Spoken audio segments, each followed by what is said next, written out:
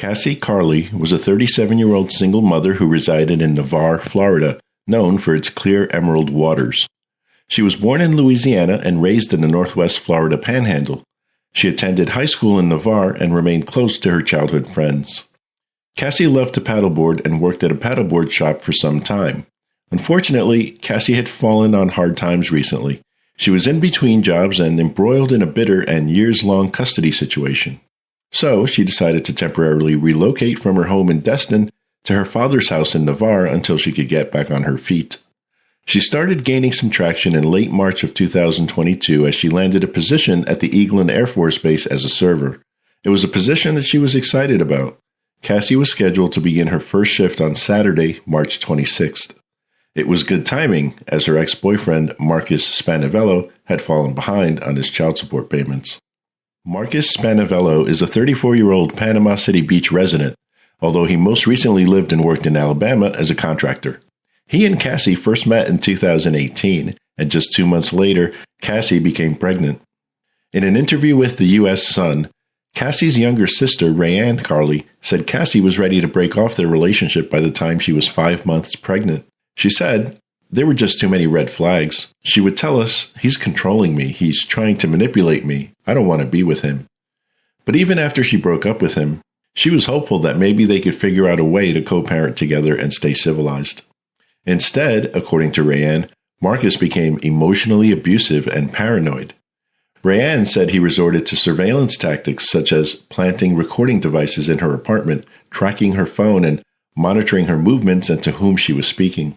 She added, "I think he thought that if he could hear her doing anything she may not supposed to be doing, then he'd try to use it against her and try to make false reports to Child Protective Services and get their daughter taken away from her." Their custody battle was harsh, lengthy, and costly.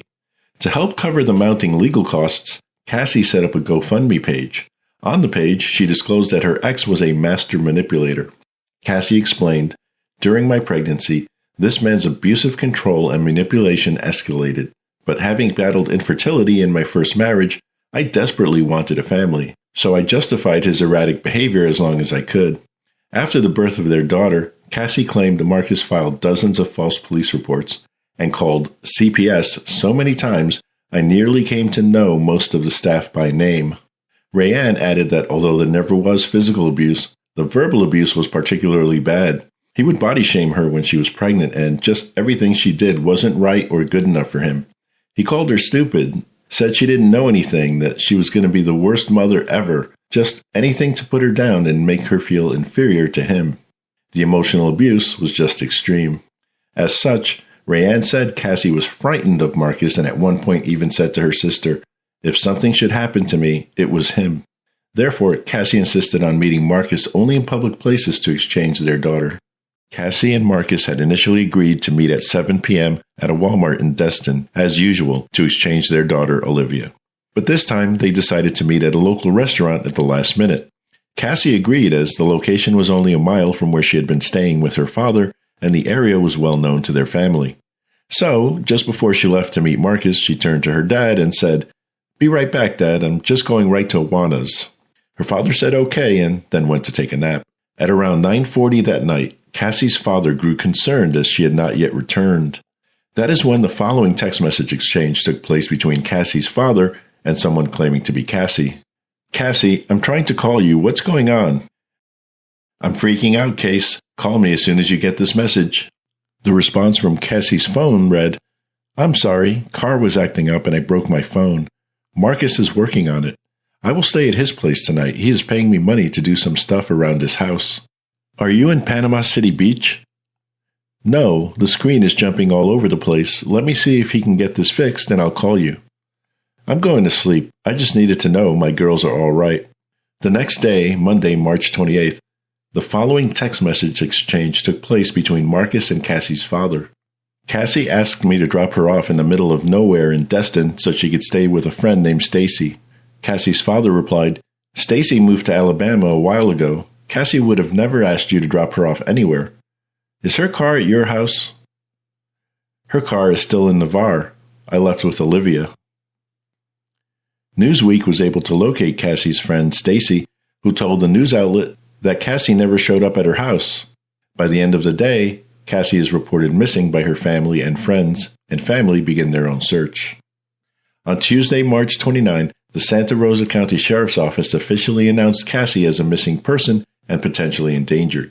Deputies found her car in the Wana Pagoda's restaurant parking lot and were alarmed to discover her purse was still in the car. Cassie's friends conducted an organized search of the area. Her sister, Rayanne, sent the following text message to Marcus. "Is Olivia with you? Please, Marcus, this is not like my sister. She has been doing great and is supposed to start a new job. I hope you will at least cooperate with the police, let them know you have Olivia. She's now a missing person." Marcus responded, "She is with me. She wanted to be dropped off in the middle of nowhere in Destin with Olivia. I told her I wouldn't let Olivia go like that, to give me an address, and I'd take them to it. Yeah, cops already called me and might call again for more questions. If they do, I will. Apparently, everybody will be asking me that, so I'll just copy and send what I told your dad." On Wednesday, March 30th, authorities located Marcus in Birmingham, Alabama, roughly 260 miles north of Navarre Beach. Olivia is confirmed alive and physically unharmed, and she was turned over to Alabama Child Services. Marcus was interviewed by Santa Rosa County Police and released. He then returned to Florida. During a press conference the next day, Sheriff Bob Johnson of Santa Rosa County expressed concern about some investigation findings, specifically the lack of credit card or phone activity since Sunday. At this point, the FBI and Florida Department of Law Enforcement had joined the investigation. Sheriff Johnson added they would soon speak to Marcus again, as he is believed to be the last person who saw Cassie. On Friday, April 1st, the Santa Rosa County Sheriff's Office introduced a warrant for the arrest of Marcus Spanavello on charges of obstruction of a criminal investigation and destruction of evidence. The affidavit states the following. On March 28, 2022, the Santa Rosa County Sheriff's Office received a complaint about a missing endangered person. Marcus Spanavello is the last known person to see Casse Colina alive. Police initially contacted Marcus on March 28 and advised him that Cassie had not been heard from since the previous night. During the conversation with deputies, Marcus provided the same information that he delivered in the text messages to Mr. Carley. Detectives spoke with a source on March 25th who stated that Marcus had recently been served with paperwork that gave Marcus a deadline to pay his child support arrears. Additionally, Cassie expressed fear of Marcus and considered purchasing a firearm. On March 30th, an anonymous tip was received that stated Marcus had spoken to a person and told him he had located Cassie's cell phone in his truck and thrown it out the window. Based on this information, Marcus was re-interviewed. During the second interview, detectives confronted Marcus about the information, and he admitted that he had possession of the phone and threw it out of the window on March 28th. Asked why he did not simply return it, he said he chose to throw it out the window as he did not care about her property. Marcus stated on the evening of the 27th, Cassie was having car trouble and asked for a ride to a friend's house in Destin. He stated there was an altercation at this time. He was asked to speak further about that, but would not elaborate. He said he was hyper, but this was not normal. He eventually agreed to drive her to her friend's place as he was headed in that direction anyway. He insisted on an address, but she refused to provide one, instead asking to be dropped off nearby. Another disagreement ensued in which Cassie exited the car after he had come to a stop, and he chose to just continue driving to his house in Panama City Beach as it was late in the evening. Detectives located video surveillance where Marcus's truck and trailer were observed traveling at approximately 9:08 p.m. It is clear to officers there is no one in the passenger seat at the time of the purported altercation. Additionally, Marcus's information about Cassie being dropped off was not corroborated on video. Deputies with Walton County, Florida sheriffs followed up on a tip about Cassie's cell phone and were able to recover the phone in the vicinity of where Marcus claimed he threw it out. On March 31st, a detective was contacted by an individual who advised that they had recently spoken with Marcus via phone. Marcus divulged that somehow law enforcement found out he threw the phone out of his truck. When Marcus was asked why he threw the phone away, he replied he had to get rid of it. An arrest warrant is therefore requested for failure to disclose pertinent information regarding the disappearance of Casse Colina, which greatly hindered our attempts to locate her last known whereabouts, as well as the destruction of physical evidence. At 11 p.m. the same evening, Marcus was arrested in Tennessee on charges related to Carly's disappearance, tampering with evidence, giving false information concerning a missing persons investigation, and destruction of evidence. When Santa Rosa County Sheriff Bob Johnson announced the arrest, Johnson implied it was only a matter of time before Marcus was charged with Carly's death. "I think he's either going to spend the rest of his life in prison or he's going to get the needle," the sheriff said at a press conference. "Hopefully, the needle." According to police, the property where Cassie's remains were found is linked to Marcus. However, they did not state the specific connection.